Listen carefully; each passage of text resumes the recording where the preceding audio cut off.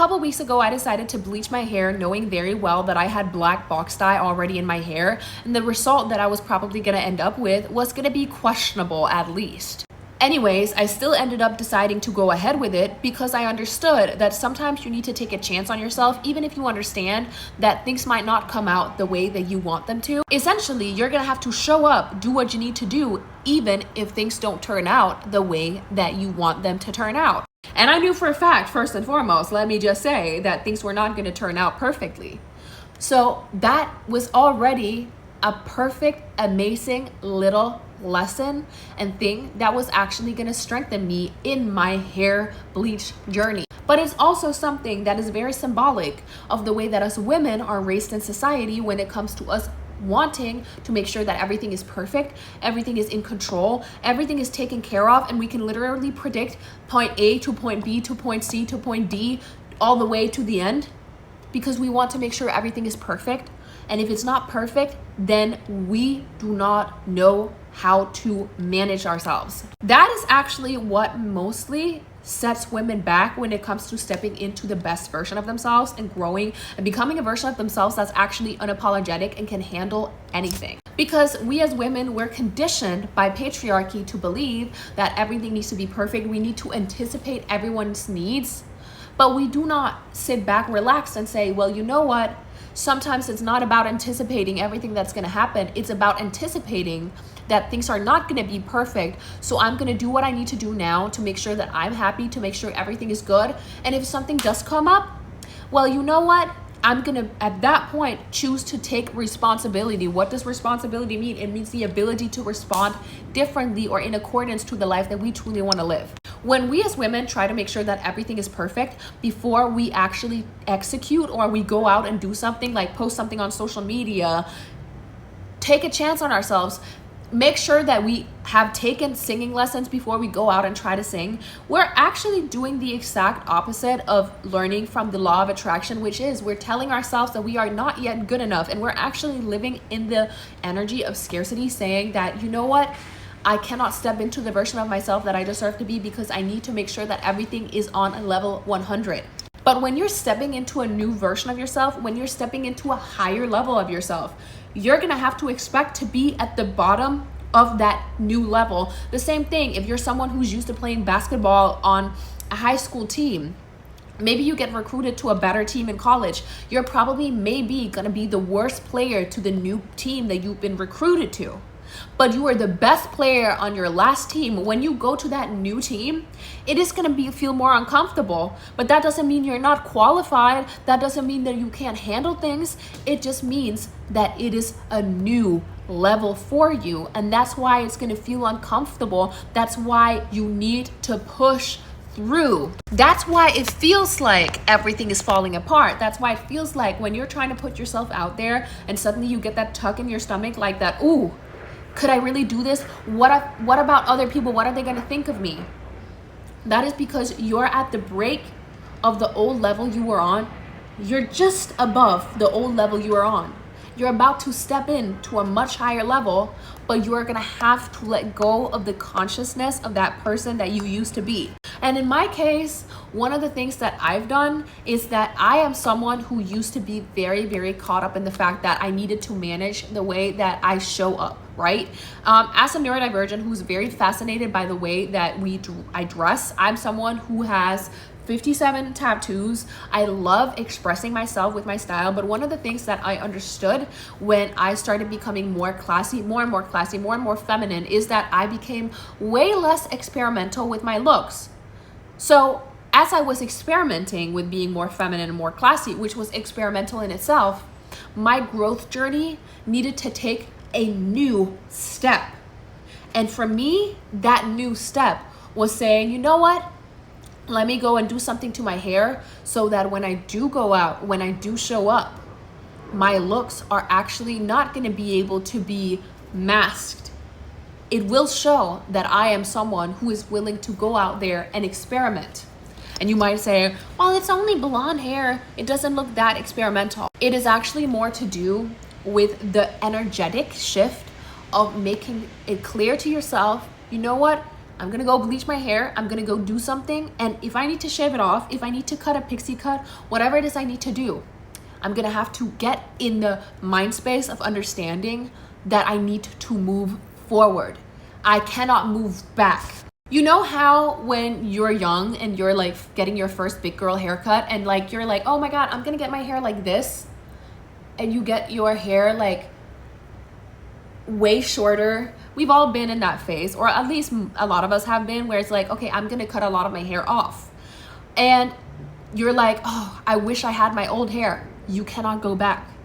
You're gonna have to move forward. And sometimes when we do not take those leaps of faith with ourselves and understanding that, you know what, it's probably not gonna be perfect, what we're gonna have to move forward anyways, we actually end up setting ourselves back because we are trapped in the version of ourselves that we have created for ourselves. We're trapped in a version of ourselves that actually did serve us for a long time, but now that version of ourselves does not serve us anymore. And sometimes we need to give that version of ourselves a kick in the backside to make sure that we move forward. And sometimes giving our old self a kick in the backside is actually going out there and doing something that cannot just be fixed, because it's going to show you that you need to show up for yourself.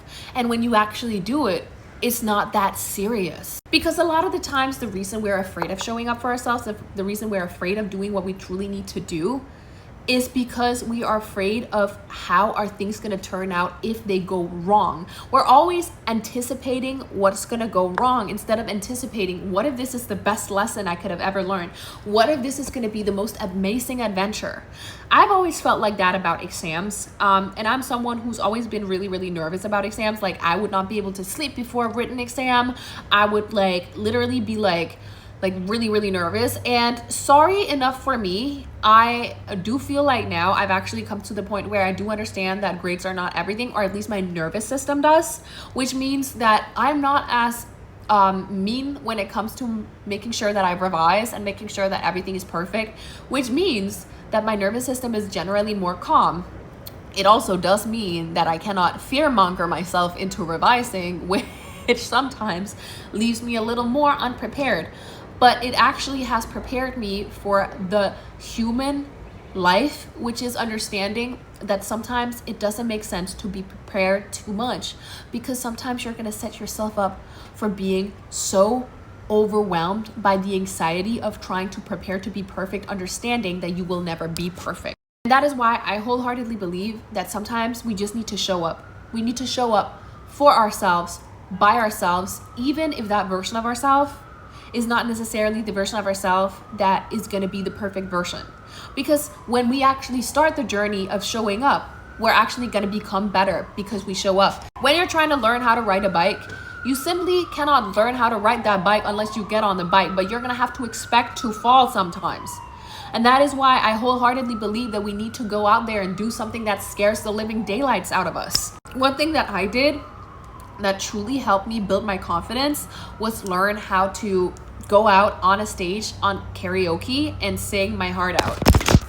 Because when you put yourself out there in front of a bunch of strangers, first and foremost, it feels nerve-wracking in the beginning, but after a while you do realize that these people that are looking at you, that are standing with their beer in their hand, like, oh yeah, you sing good, they're just people, and we're all passing by, we're all passing through. And in reality, showing up for yourself is actually the most amazing thing you can do, even if you fail. I always remember this thing. What if you had to fail 30 times before you win? Would you fail quicker? And that is something that I believe wholeheartedly in making sure that I do. Try. Be happy about failing. Be happy about not everything being perfect. And then learn from that. And when you actually become comfortable with the idea of failing, then you actually also become more naturally, not fear motivated, but naturally motivated to do better, because now you are on the other side of fear. You do not care if you fail, but now you can actually take it into account that you can do what you need to do to get where you need to go, not because of fear, but because you want to do right by yourself, because you want to learn, because you want to become a better version of yourself. When the fear of failing is no longer an objective, it's no longer something you actually fear anymore, then you can tune into what the real lesson is, which is how much can I grow from failing? How much can I grow from making mistakes? And this is where I always recommend tuning into what we call the growth or the fixed mindset. I had a mentor and he told me about this, and it definitely changed my life like crazy. The fixed mindset is believing that everything is, ride or die, all or nothing. Oh, well, if I'm meant to know this, I'm just naturally gifted. I just need to do it and then it will be good. But then you get extremely nervous when you're about to do something, because you do realize that it's not going to take you there to just be fixed, believing that everything is going to be perfect, even if you don't do something about it, or that if you're either just going to be terrible or you're going to be really good. But the growth mindset, on the other hand, is all about understanding that you need to put a little bit of effort in every day, and you need to see your fails as successes, actually. Because the more you fail, the more you're actually on the road to success. And generally, people are actually just waiting to see when you're going to give up. They don't care if you're failing. They don't care if your content is flopping. They don't care that, oh, you fried your hair, you did your eyebrows wrong, you did this and this and that. They're just actually looking to see if you're going to give up, because they don't see the fact that you're showing up or that your videos aren't reaching people as a fail. They see it as you doing what you want to do. But in our own minds, we see that as failing. Oh, like I didn't get the amount of views that I wanted. I didn't get the grade that I wanted. The true haters don't care about the results of your fails. They actually just care. They're wanting for you to give up. Which is ironically why they keep hating, so that they hope that you give up. But that's just actually boosting you. When you understand the nature of energy, you also understand that all energy can actually be seen as good when you understand that haters are actually the people that are pushing you towards becoming a better version of yourself. When you do become a better version of yourself and you start becoming more comfortable with the uncomfortability of stepping into the new level where you're not going to be on solid ground on your new level anymore, people will make it very clear that you're not on the same level as them anymore. Not on some, oh, who do you think you are? You're better than me? No, because they become more verbal, because now there's a bigger difference. There's a bigger dissonance between you. Think about you being up here, them being down here. Like there's a bigger space between you. So they're going to have to shout louder. That's why haters start becoming louder the better you become. Which is also why we have to think that when we start feeling like we're failing more and more, we're actually really growing a lot. But we don't think about it as growing. We think about it as failing because we cannot see the full picture. And a lot of the times we want to be able to see the full picture. As I said in the beginning of the video, we want to be able to control everything. We want to be able to know how to do everything. But that's actually exactly how we as women end up being so fearful of stepping into failing, trying things out. We want to account for everyone else's emotions to the point where we forget to put fuel into our own growth. We're actually so afraid of what everyone else is going to think that we limit ourselves to make sure that other people don't become angry with the fact that they're not willing to grow because we are. We want to be able to see the end of our journey, and that's why we don't enter the journey. And at the same time, we sit and we wonder, like, why is nothing going nowhere? Why am I not manifesting? Why am I not getting the things that I want?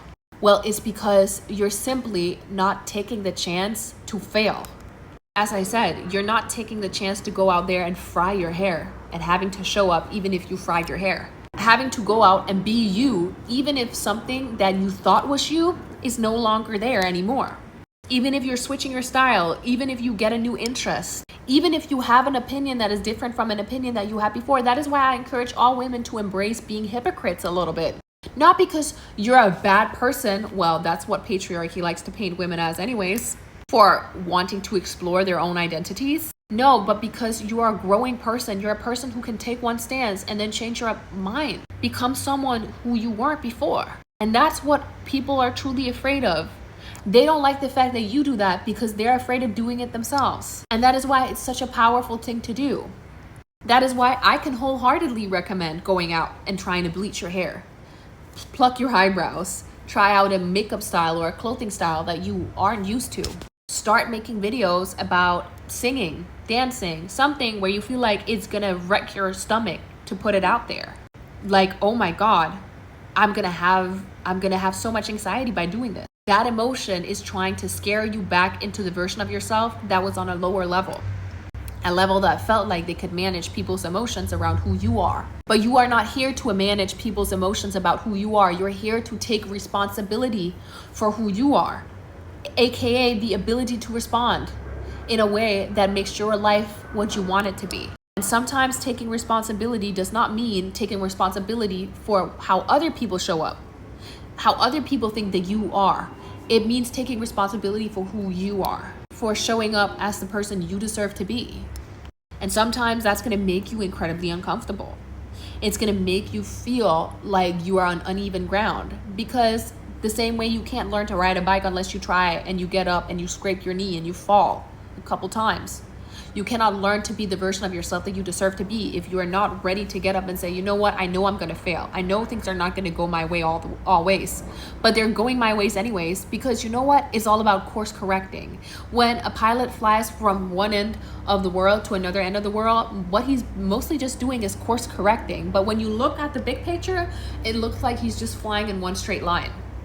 And when you get to the point where you've made it, then people are going to ask you, how did you get there? They saw you. They saw how you were going to get there. They didn't want to pay attention because they were just waiting for you to fail. But then you got there because you were consistent. And that consistency is actually something that we as women are actually scared out of committing to. We're scared of committing to consistency because we've been told that we shouldn't be doing too much. We shouldn't be all that. Because you know what? That actually makes us more easily manipulated, because we're afraid of taking a chance on the version of ourselves that we deserve to be.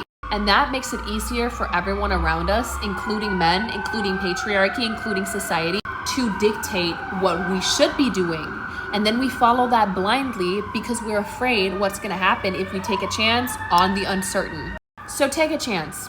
Go out, fry your hair, and show up anyway. Show up even if you have a bad hair day. Show up if things don't feel right. Because it's not so much about whether they feel right or not.